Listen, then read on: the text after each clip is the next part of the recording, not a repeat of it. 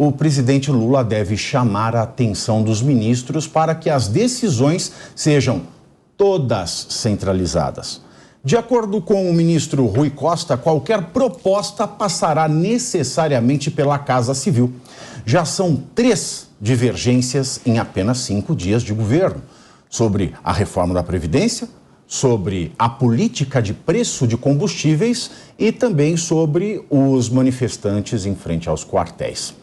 Sobre esse assunto, o jornal Estado de São Paulo publicou a seguinte manchete: em reunião, Lula vai enquadrar ministros e centralizar decisões. Bom, para quem prometia um governo plural e participativo, parece que mais uma promessa de campanha está indo pelo ralo. E é interessante notar também, meus queridos, que o Estadão, durante o segundo turno, antes da votação, esse jornal ele disse em editorial que Lula era a única opção democrática da corrida.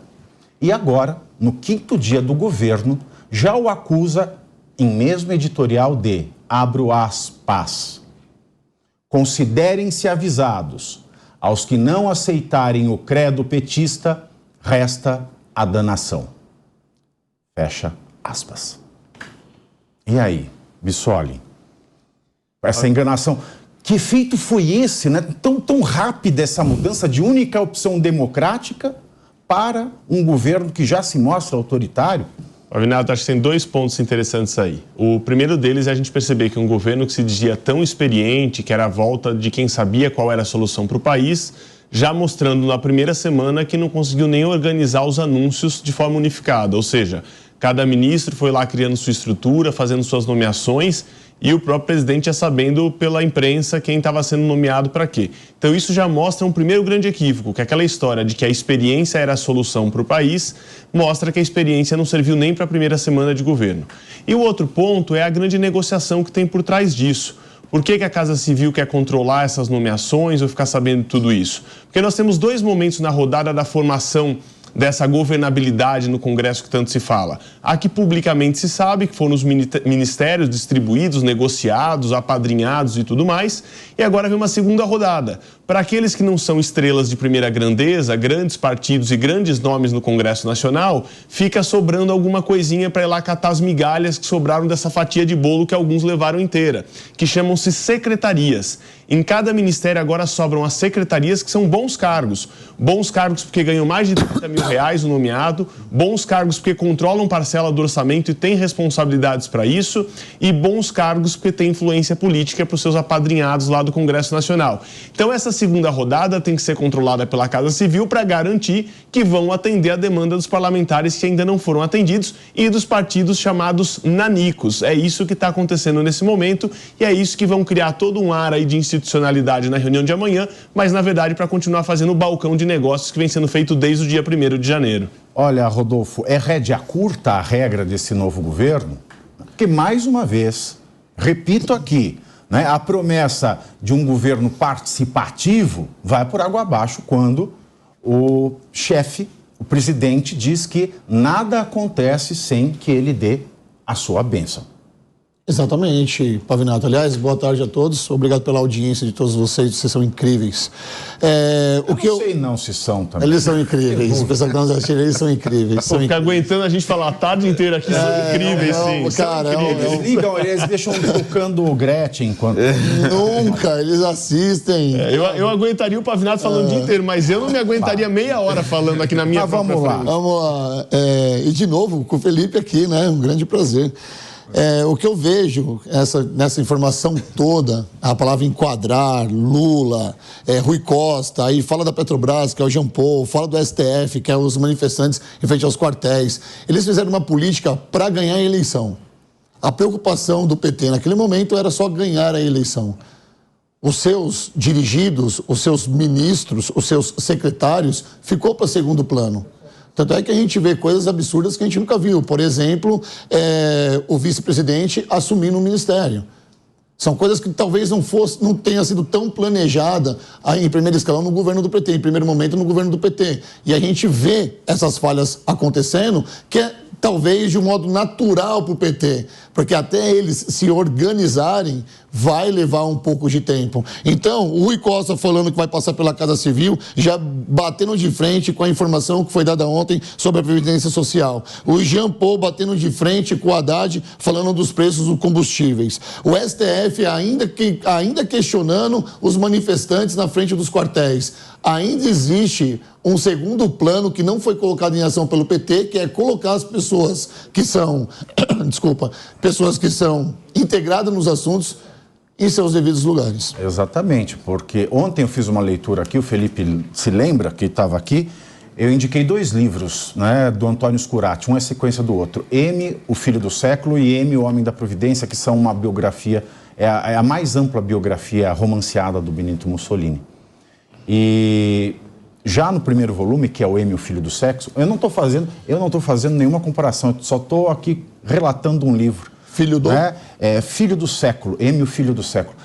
Quando Mussolini se apresenta como homem da providência, o homem que vai trazer as massas para o governo, quando ele assume, né, como primeiro-ministro depois da marcha sobre Roma, todo mundo do partido fascista que divergia dele na imprensa foi punido exemplarmente. Será que isso vai acontecer aqui, Felipe? Eu acho, Pavinato, que essa questão tem que ser analisada de uma forma um pouco diferente, né? Isso que eu gosto de colocar aqui. Primeiro, quando o Lula disputou as eleições, ele disputou as eleições falando que ia governar com uma frente ampla democrática. O ônus da frente ampla democrática, que ele tanto vociferou durante as eleições, é ter no governo dele pessoas com um perfil ideológico e talvez até um perfil técnico diferente dele. Então, a forma que ele... Esse ônus aí escorregou o O e entrou o A. Então, assim, a forma que eu vejo que ele descobriu para tentar aparar essas arestas e tentar, de certa forma, controlar aqueles ministros, né, com perfil técnico e perfil ideológico diferente dele, foi centralizar as decisões do governo. Normal também quando você vê que o PT ganhou as eleições sem apresentar um plano de governo. Eu fico imaginando os ministros que entraram no governo, louco, né? No governo Lula, sem saber a diretriz que ele tem que atuar. Então, ou seja, o Lula está tentando andar de bicicleta e aprender a andar ao mesmo tempo, né? Ou seja, é um negócio surreal. Então, não vejo nada problemático, não. E outro ponto que eu queria destacar aqui é que eu acho que não é nenhum problema haver divergência na política, né? A gente vai para frente quando tem divergência. Eu ficaria assustado se todos os ministros do Lula concordassem com ele o tempo inteiro. Então, eu vejo que essa política de preços de combustível, a questão relacionada também com os manifestantes no quartel e outras questões, havendo divergência, é saudável para a democracia. Democracia, ela vai para frente com as divergências, né? Faz parte da vida democrática do país e faz parte da política, a busca do consenso dentro da divergência. Então, não vejo nada anormal nesse aspecto, não. É claro, Dan, pode ter, olha, divergência, ok, mas a divergência acaba na sala de reunião. Essa, a divergência, ela vai até certo ponto. É a página 2. Exatamente. O que a gente está... E aí ele fala assim, ó, olha, eu respeito muito a sua opinião divergente, mas com muito amor, não. Hoje não. O que a gente está vendo nesse governo é realmente uma grande parcela de improviso, né? Você percebe que a tentativa do Haddad em não prorrogar ali esses descontos, né, de impostos.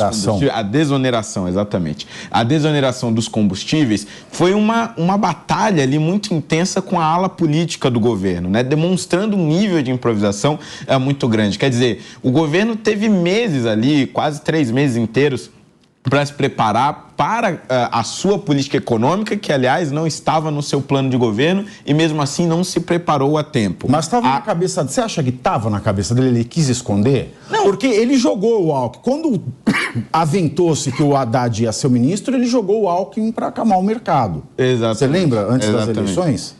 Mas veja, ele também colocou o Alckmin no Ministério da Indústria e Comércio porque vários outros recusaram assumir aquele posto. Então, veja, há uma série de decisões tomadas no meio do caminho que indicam um nível de improvisação muito grande desse governo. Indica também que é um projeto, acima de tudo, já pensando na reeleição ou eleição do seu sucessor, que trata-se de decisões extremamente eleitoreiras, pelo menos nesse caso da desoneração dos combustíveis ficou muito claro. E nós estamos vendo também isso em outras áreas, por exemplo, no Ministério da Justiça e da Segurança Pública. O Flávio Dino, agora recentemente, acabou flexibilizando a regra para que se possa nomear diretores da Polícia Federal, porque ele não tinha um mapa daqueles, digamos, candidatos possíveis da confiança do governo para assumir esses postos de destaque.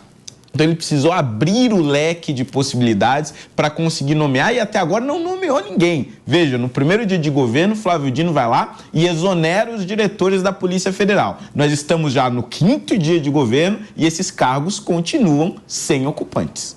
Uau, eu não sabia dessa. Pois é. Eu não sabia. Olha, e agora, quem poderá nos defender? Por essa onda vermelha, só vai restar mesmo o Chapolin Colorado. Falando em Colorado, em vermelho, eu também me pergunto como é que a democracia venceu se que nós somos seres humanos, não importa. Eu, aqui no Brasil, sou o mesmo ser humano que o cara da Itália, que é a mulher de Cuba, que uma criança no Irã. Nós somos todos seres humanos e pela Declaração Universal dos Direitos Humanos da ONU, todos temos direito a um regime democrático.